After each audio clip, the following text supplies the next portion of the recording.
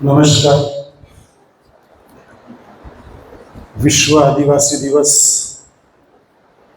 આવતીકાલે છે.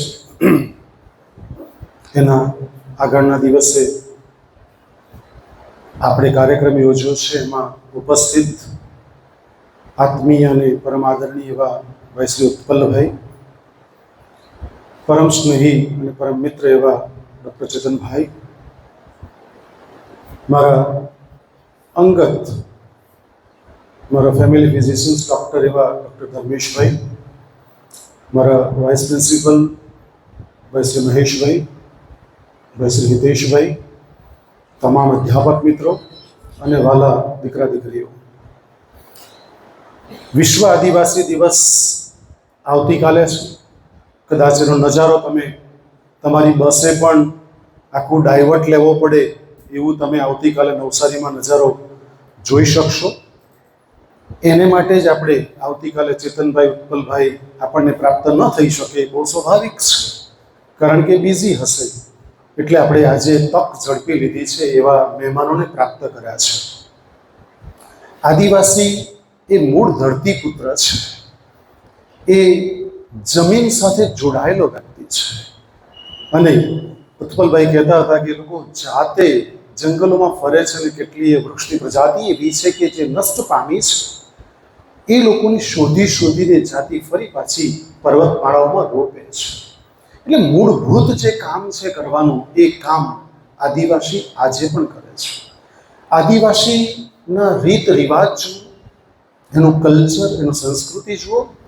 મૂળભૂત બાબત એ છે કે આદિવાસીએ એની પોતાની સંસ્કૃતિ છે એ જીવંત રાખી છે. એમ કહું તો જરાય અતિશયોક્તિ નથી. માત્ર બે બાબતનો ઉલ્લેખ અતિ અનિવાર્ય છે. ઉત્પલભાઈ એમના પ્રવચનમાં તો કરશે જ, પરંતુ બે બાબત બહુ ઉલ્લેખનીય છે. એક છે મા સબરી. આપ સૌ રામાયણનું આ પાત્ર વિશે જાણો છો. સબરીમાંથી મનોવૈજ્ઞાનિક રીતે શીખવા જેવી જો વાત હોય ને તો એ છે, તમારા વિદ્યાર્થીઓ માટે પણ, આ આદિવાસી સ્ત્રી એ જીવંત છે. એમાંથી શીખવા જેવું એ છે કે દ્રઢ ઈચ્છા શક્તિ, દ્રઢ મનોબળ કે રામ આવશે જ, અને રામ આવ્યા. એટલે વિદ્યાર્થી તરીકે તમે જ્યારે ભણી રહ્યા છો ત્યારે સબરીને પણ એક મા તરીકે, એક દ્રઢ ઈચ્છા શક્તિની મૂર્તિ તરીકે તમે એને લઈ શકો છો ને એના જીવનમાંથી ઘણું બધું શીખી શકો છો.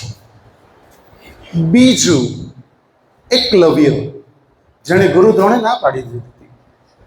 અને એકલવ્ય જ્યારે કૂતરો બહુ ભસતો હતો ત્યારે એકલવ્યએ સટાસટ 50, 60, 70 તીર એના મોઢામાં ભોંકી દીધા. ત્યાં જ અર્જુન અને ગુરુ દ્રોણ જુએ છે કે આ કોણ છે, પાછળ ફરીને જોયું તો એકલવ્ય છે. એટલે તરત દ્રોણને એવું થયું કે ભાઈ તારા ગુરુ કોણ છે?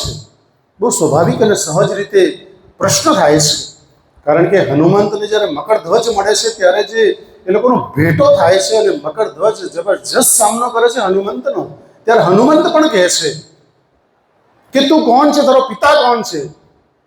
ત્યારે મકરધ્વજ બહુ જ વિનમ્રતાપૂર્વક પગે લાગીને કહે છે કે આપ જ મારા પિતાશ્રી છો. ત્યારે હનુમંતને ખીજવાઈ જાય છે કે ભાઈ તું મને કેવી રીતે, હું તો આ જન્મ બ્રહ્મચારી છું.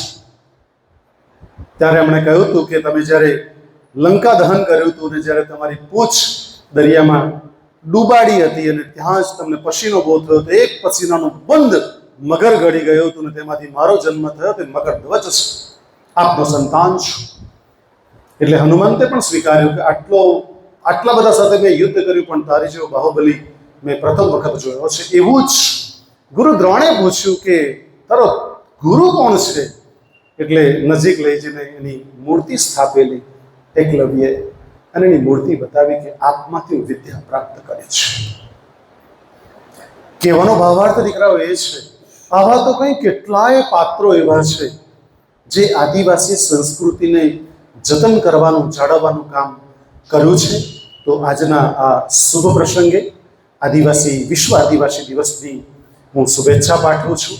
અને ઉત્પલભાઈને, ડૉક્ટર ચેતનભાઈને, ડૉક્ટર ધર્મેશભાઈને ગાયડા કોલેજ પરિવારમાં આવકારતા ખરેખર આનંદ અને ગર્વની લાગણી અનુભવું છું. એક વાતનો ઉલ્લેખ બહુ ઈચ્છા થાય છે એટલે કરી લઉં કે મારી બાજુમાં સર બેઠા છે ધર્મેશભાઈ, એ કદાચ બહુ જ સારા ડૉક્ટર તો છે જ, પણ મારી સાથે બહુ સારા કનેક્ટેડ એટલા માટે છે કે સર મારા અંગત ડૉક્ટર છે. કારણ કે ચેતનભાઈ એમણે કદાચ મારું જીવન બચાવ્યું છે એમ કહું તોય અતિશયોક્તિ નથી. કારણ કે એક દિવસ એમને બતાવવા ગયો, હું 2 વર્ષ થઈ ગયા, બતાવવા ગયો તો હું તો બુલેટ પર ગયેલો. એટલે મને પૂછ્યું કે તમે શામાં આવ્યા? ECG કર્યો. શામાં આવ્યા? હું તો બુલેટ પર આવ્યો. તો કે તમે દોડતા દોડતા આવ્યા છો? નહીં. તો એમણે સાંજે પાછો મને 8 વાગે બોલાવ્યો. 8 વાગે પાછો ECG સેમ આવ્યો. એટલે એમણે તરત જ કીધું કે તમે ઓરેન્જ હોસ્પિટલમાં બતાવો, અને એમના માર્ગદર્શન હેઠળ ઓપરેશન કરવામાં આવ્યું અને 2 સ્ટેન્ડ મૂકવામાં આવ્યા. કદાચ ધર્મેશભાઈ સરે જો ધ્યાન મારી તરફ નહીં આપ્યું તો કદાચ આજે હું જીવંત છું એનું પૂર્ણ શ્રેય સરના પાડે જાય છે. સર માટે એક વાર એટલે હું સરનો જાહેરમાં ઋણ સ્વીકાર કરું છું, કારણ કે એમણે મારું જીવન બચાવ્યું છે અને જીવંત કર્યો છે. એ બદલ અંગત રીતે હવે આજે મોકો મળી ગયો સર, એટલે મેં ધર્મેશભાઈને પણ સ્પેશિયલી કીધું કે તમારે આવવાનું છે. એટલે મારે પણ એક હૃદયથી એમનું ઋણ હતું, એટલે ઋણ અદા કરું છું. એટલે આજે એમના સાનિધ્યમાં જ છું. તો તમામ સ્નેહ સ્વજનને આવકારતા ખરેખર હું આનંદ અને ગર્વની લાગણી અનુભવું છું. જય હિન્દ, જય ભારત, જય જય ગરવીર, જય આદિવાસી દિવસ.